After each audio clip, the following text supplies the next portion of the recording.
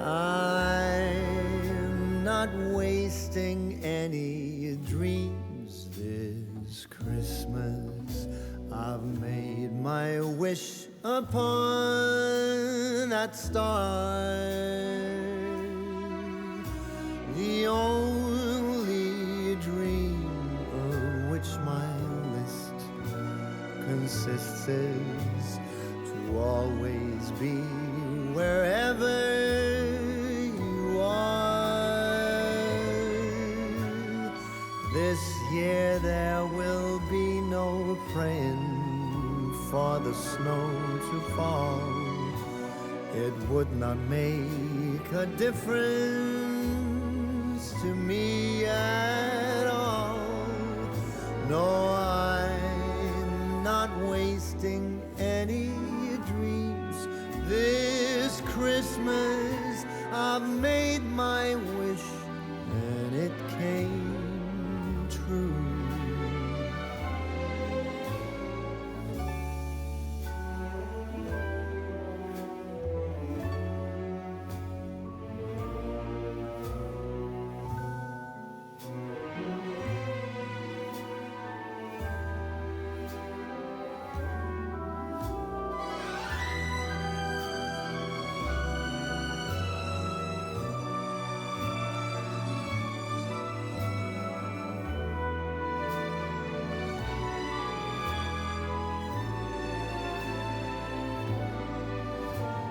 No, there is no denying I'm as lucky as can be.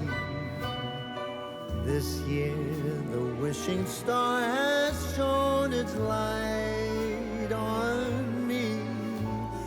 I'm as happy as a child on Christmas. I've made my wish and it came true. All I want for Christmas is you.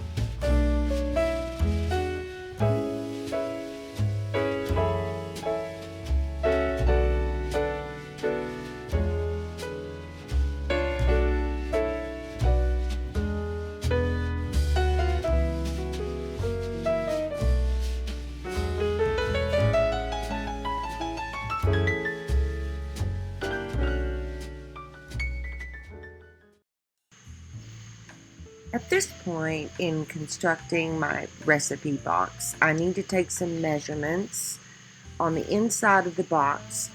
I intend to use that striped paper. Again, I noted with some text there that it was an Etsy download, and then I printed it on rice paper made for a laser printer.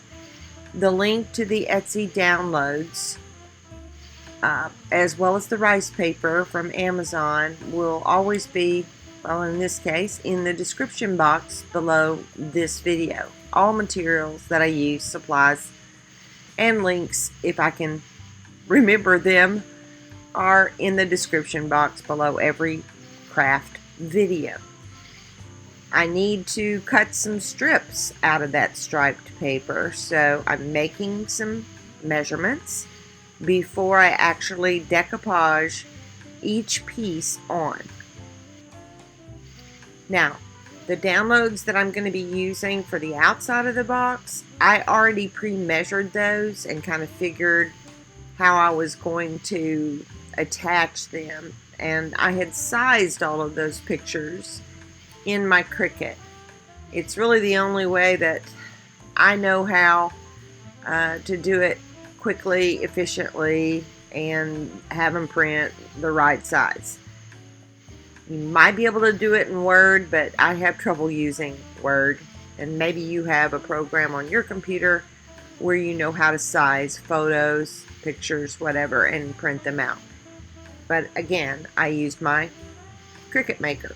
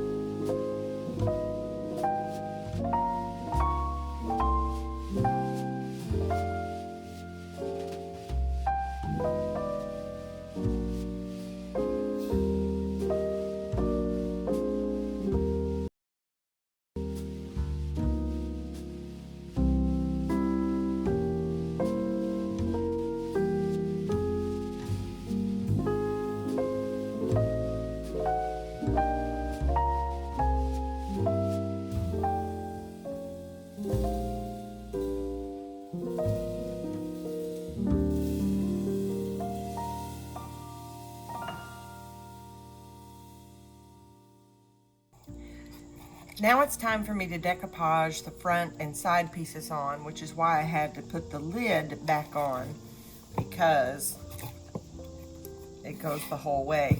A couple things to point out here. There are magnets on this box, which is nice to help keep it closed. Another thing, when I decoupage these pieces on, they all wrinkled, but then they all dried out flat. What I have noticed in crafting is that decoupage paper will bubble and wrinkle more on wood than it does on plastic. Usually after it dries though, it dries completely flat if you've done a good job of getting it flat in the first place before you put your top coat of your decoupage medium on the top of the paper. Another thing I wondered about is the fact that I've got raw wood sections that I'm decoupaging on, and I wondered if probably the raw wood soaks in the decoupage medium more than it would if it were completely painted. So on the outside of this one, I already put a quick coat of sealer on. I use Dixie Belle Satin Clear sealer. Maybe that will help a little bit with it not absorbing in so quickly. You may have wondered earlier why I was using bonding primer on the back of my papers. Well, it was because of this finish. I wanted some blue and some brown edging to be on the perimeter of the entire box. But when you decoupage, you need to have white behind it. Well, when I'm doing the paint, I know I need to make my paint overlap where my paper's gonna go. And plus I'm gonna have a jagged edge on my paper. So that's why I painted the back of my papers white, so that no matter where I decide to cut it and place it on there, it's going to have a nice bright color. And the blues won't show through because the back's been painted, if that makes sense. So now we're gonna start with this. I got a front and a back here. I think I'm gonna make this one my front. And the first thing I'm gonna do is just separate these.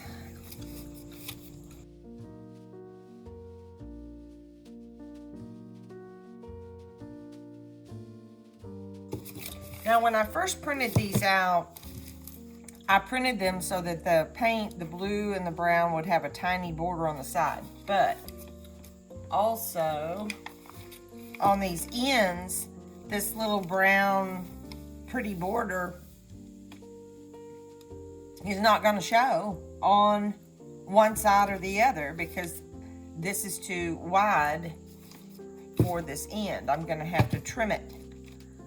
So I think I'm going to eliminate the brown. I like the jagged edge though. And I have this ruler from Tim Holtz. Not exactly sure how well this rice paper is going to tear though. Let's just practice and see if it will.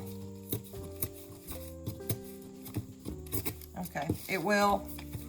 Not as great as paper though. Let's see about this edge.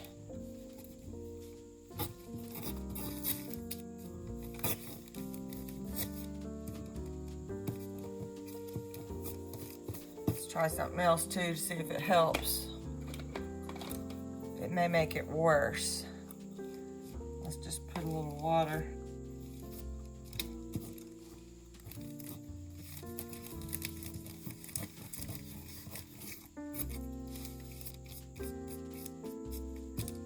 Probably helps with the water, actually. So,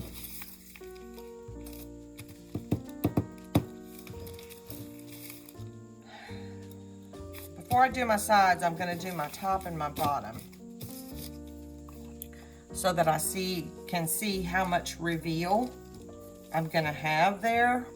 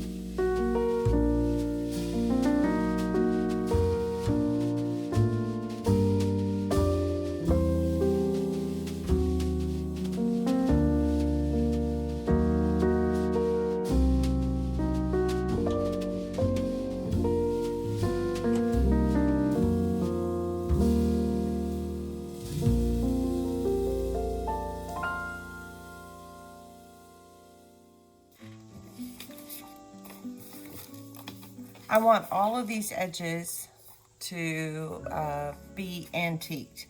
I'm going to use archival ink, which is a permanent waterproof ink. This one is called Coffee. A few ways to do that. You could actually just use the ink pad. You can use one of these inkers. But I think for this, just trying to kind of get just the edge, it's going to be better for me to use a makeup sponge.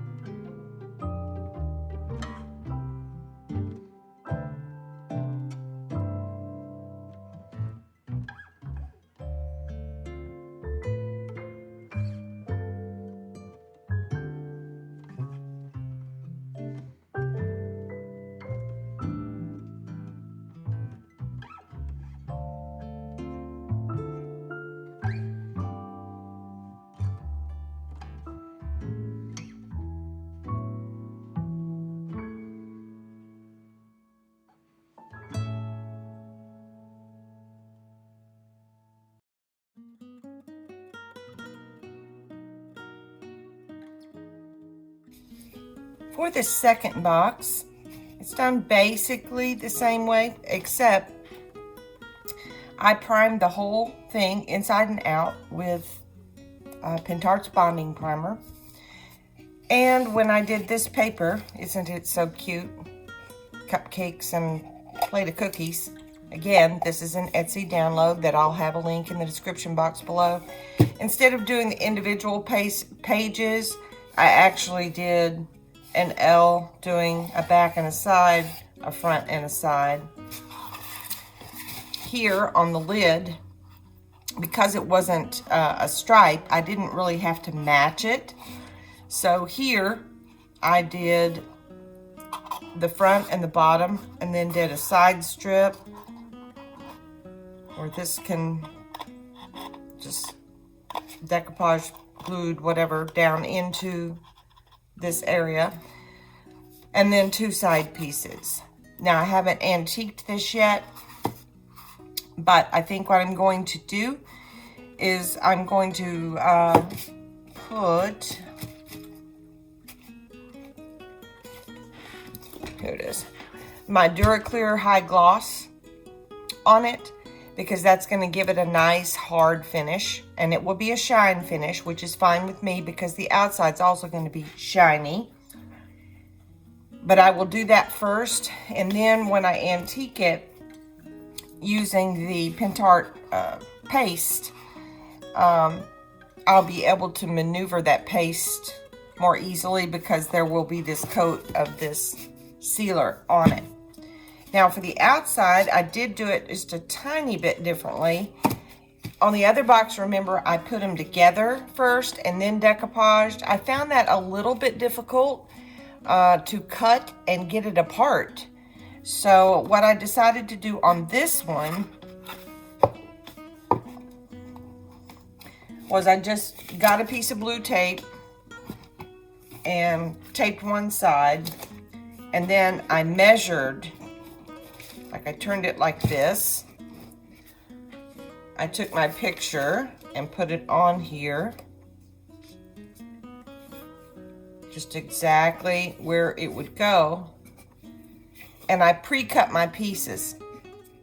I did that on every side because there is a cut on every side. I just have to make sure that when I'm decoupaging this on, that I put my box here to make sure these line up. Now I did the back, one side, and the top. And I've let that dry for a couple of hours. I have to turn this on its end. I did not want to do that with this paper being wet, which is why I have waited to do the last 2 sides. The side, well, actually the side and the front, which I'll do now.